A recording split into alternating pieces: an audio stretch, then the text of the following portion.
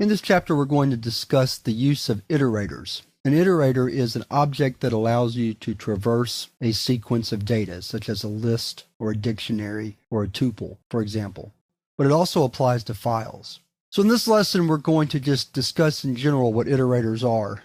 And I'm going to do it by demonstrating some code without actually executing it. I just want to show you visually how iterators work. And then in the next lesson, we'll actually create an iterator or a couple of iterators. So first of all, we need a sequence of data of some type. So let's create a list.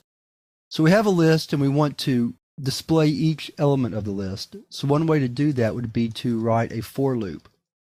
So let me write that out real quick. So what happens when we execute the for loop is that internally an iterator is created. And this object automatically points at the first element of the sequence, in this case the list. And so in the for loop, the iterator points at 1, and that 1 is stored in number. And then we print number. Then we move back up.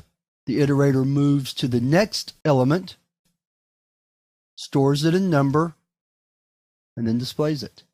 Then the iterator moves to the next element, stores it in number, then displays it. Then the iterator moves to the next element, stores it in number, then displays it. Then it moves to the next element, stores it in number, and then prints it.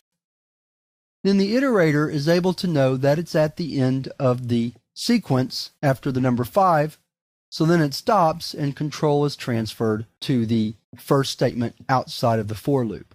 So while the for loop is controlling the iterations, the iterator is actually controlling the traversal through the list. So at a high-level abstract view, that's how iterators work.